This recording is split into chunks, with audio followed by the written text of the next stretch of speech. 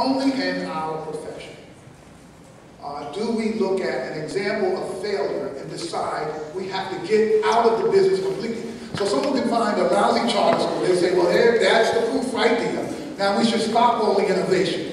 And you know what I tell people? If we think about how this country has innovated, I'm old enough to remember the first computer that was ever brought into a high school. It was the size of this thing back here, right? I'm being serious. This is 1966, 67. And you had to punch all of these cards, right? We were doing Fortran, that thing which has been there. And you put all of these cards in a hopper, and the thing would add 8 times 8, right? It would give you the mother. And I said, this is going nowhere. All of that work for that education is that big computer. Today, we have more computing power in our phones than we had in that big computer because there's been constant innovation, and there's still innovation. And if something fails, some of you remember Palm Pilots, right? That was the radio. They're gone. So what do you think? Everybody decided, oh, this is dead because Palm Pilot didn't work. Only in education are we still that great big computer back there because there has been no innovation. There's been no competition. We've been comfortable just being what we were, doing the same thing. With that computer, we're doing the same thing in our schools. The innovation is being driven, right, by folks who can get outside the system. And so I'm all for it. It's not that I believe, and by the way, my own kid goes to public school. All of my children go to public school. We work in 9 public schools in our zone. So this is not, isn't charter school or public school. It is, can we get innovation? Can we try some things? Can we figure out how to fix this thing and then do the next thing to fix it? So one of my staff is coming over here, Governor, they said, so you know what Governor Christie? I said, yeah, Governor's really on there. They said, does he know you're a Democrat?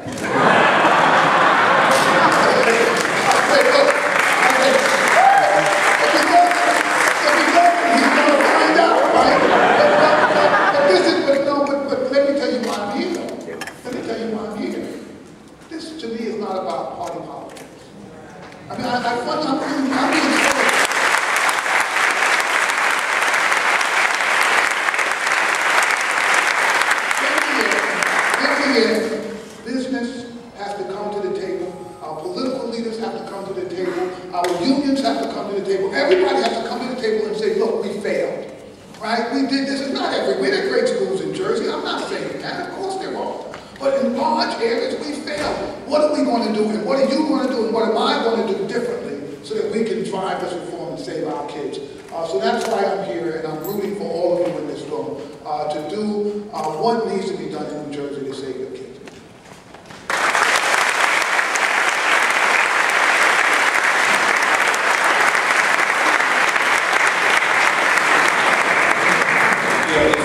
For those of you who aren't familiar with Jeff and I got a conversation. This is great for me. I'm going to get to ask somebody else questions they get to answer. You should know a little bit about the Harlem Children's Zone if you don't know already.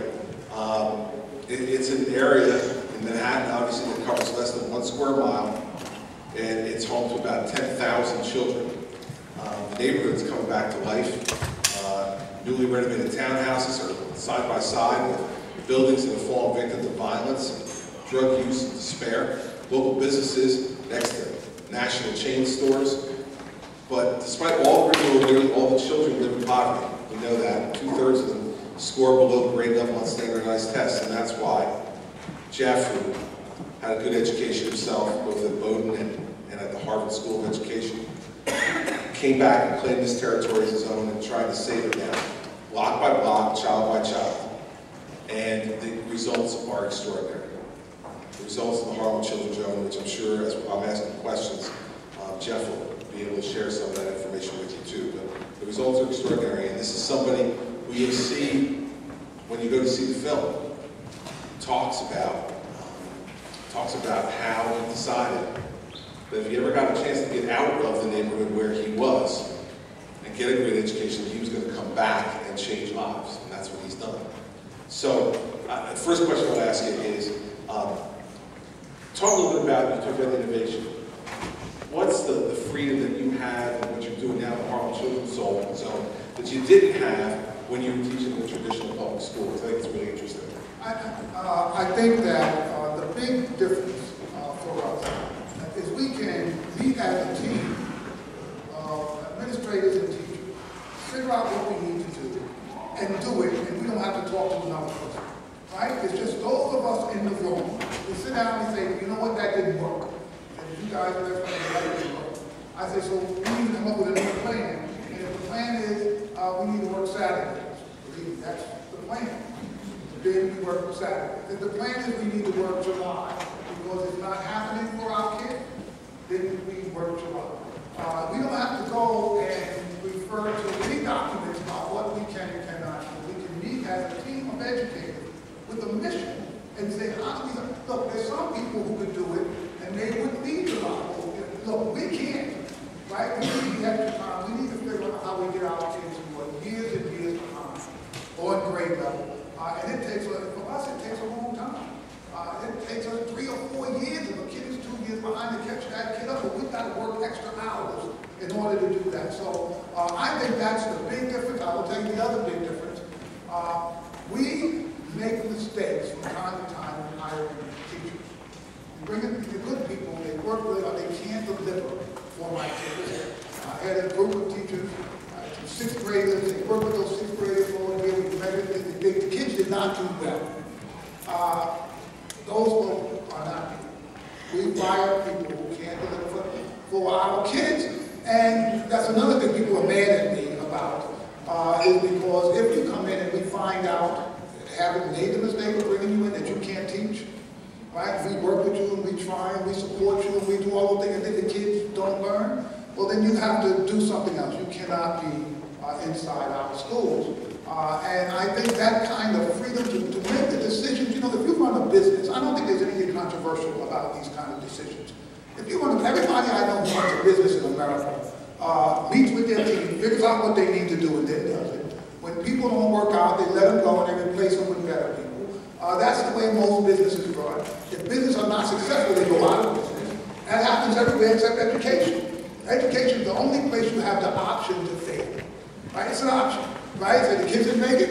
Well, okay, so we do the next thing. We think in our system, we have the freedom to figure out what we need to do, but then we're all on the line about carrying that. So I think that's the real difference. Because, by the way, there's nothing, I think, that's magical about any of this stuff. Anyone who works in schools knows that it's hard work. It's all about getting great teachers and allowing them the time to really deliver for kids and supporting them. And so we think the ability to attract and retain and keep teachers who are terrific and get great administrators is really the key to this. And, you know, interestingly, when Jeff talks about, you know, being able to make common sense business decisions for the business you're running, which is turning out educated kids. There was one quote that I saw from him that I'm going to repeat back to him because it's really inflammatory, so I like it. But it's so true. He said, we could not run a school under the current rules and regulations with the unions. It's impossible. It's just impossible. You can't fire teachers. Look, we fired 3 teachers last year. And I'll guarantee you, we fired more teachers in the whole island of Manhattan in all the public schools. He said, now that's crazy. He said, you come in, you teach. The kids all fail. You get to go home with 3, and you get the summers off. Now, what kind of job is that? and I have to tell you, it's from a 60 Minutes interview that Jeff did, and it is the truth, you know, that in no other place can you get away with that measure of consistent failure and continue to operate the way you do. One of the things that you also hear, and we've heard this, Jeff and I have been on a few different panels together. We were hanging with Hoboken, that's right. And one of the things we did hear all the time is about parents. Well, you know, the school can't do this because the parents are the problem, and so the excuse or the blame is pointed towards the parents. And so I wondered if you'd respond to that, Jeff, and also how you include parents in the process in what you're doing up in Harlem. We think parents are critical, and we do everything we can to engage parents, starting from infancy. We try and make sure that we really support our parents and we enlist them as partners, and our message to our parents are that you're part of the education of your child. But we also recognize that some of our parents, maybe they have substance abuse problems, maybe they have mental health problems, they are not ready to be full partners in this, or sometimes partners at all. And we still have to educate those children. So while we say we need parent engagement, we cannot use the lack of parent engagement as an excuse for not educating.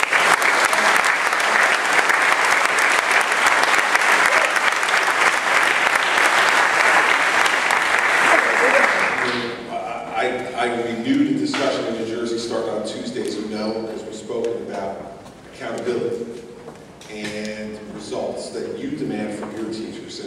And you know, the response that I've gotten from some corners, and you know which corners those are, is, you know, well, this isn't the right way to compensate teachers. You shouldn't be trying to look at testing or other things to gauge accountability and success. You've had success up there. I want to celebrate how you deal with the issues.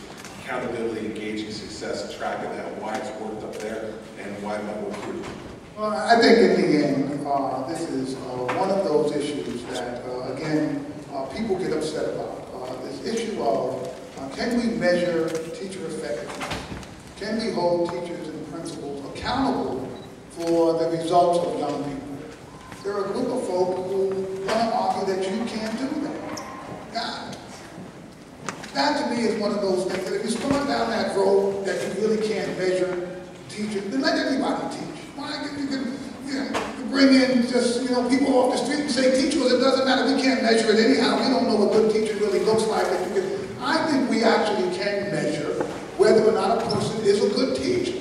I think all good teachers know whether or not they're good teachers, and I think they know whether other people are good teachers. And you cannot go into a school in America that's failed and you ask a bunch of teachers, do you know the good teachers in this school? And them not tell you, absolutely, we know who those teachers are. So if it is something that you can absolutely see and observe, you can measure it. And I think this issue of measuring teacher effectiveness is critical, because only then can you figure out how to hold people accountable. In the current system, if you don't measure anything, then you can't say, you know what, it was you, Jeff, who failed those kids. When you got them, they were fine. When they left you, they were not fine. So guess who walked that in? I don't want to hear about the mamas, I don't want to hear about the rest. See, that is so simple, right, and direct, that it pulls the covers off of what the issue is. And the accountability goes straight up to the top. I mean, everybody has the business we're in is about educating kids. And if the kids aren't getting an education, the adults, the professionals have to be the ones who'll step up and say, this is not working. Now here, I'm going to give you a real life example. We have a group of 6th graders that we got in. We changed the state standards and we made them much tougher. So I looked at where these kids finished up. They were terrible. It was terrible. I went and I met with the staff. I said, these results. And I started hearing stuff. Well, Jeff, none of those folk are with us. In the end, you've got to have people who deliver for you. And if they don't deliver, they can't stay. And the issue of is there poverty? Yes. Is there gangs? Yes, there are gangs. Did the kids come to us behind? Yes, they did. All of these, yes, all of that's true. But if you come work for me, you still got to deliver for these kids. And the ones who stay end up delivering. And so I think that part of this issue is that we've got to hold everybody accountable in this issue. And it's their supervisors. They get held accountable. A couple of those folk aren't here anymore. Everybody up and down the line, in the end, they have to know if the kids aren't doing well, we as the adults aren't doing well. Right? There can't be a thing where the kids, here's the big problem I find in education. The kids don't do well, right? And then they end up getting left back. They end up not graduating school. They end up getting problems. But the system just goes on fine, and all of the adults get to stay and do well. They all go on vacation, they do well. This, to me, is such a crisis. And I really mean it. This is such a crisis. If we do this for the next 10, 15 years, we will watch this nation decline. I will guarantee you this. You let this go another 10 years and see what's going to happen to our country. I'm trying to get people to really say, look, we got to act like this is a crisis, which means we got to do something today, right now, to change this. And all of us who get paid to do this work have to say, look, I'm going to hold myself responsible, hold the people who work for me responsible, and there are consequences if we don't deliver for kids. When we don't deliver for kids in the Harlem Children's Home and Promise Academy, there are consequences. And it should be that way, I think,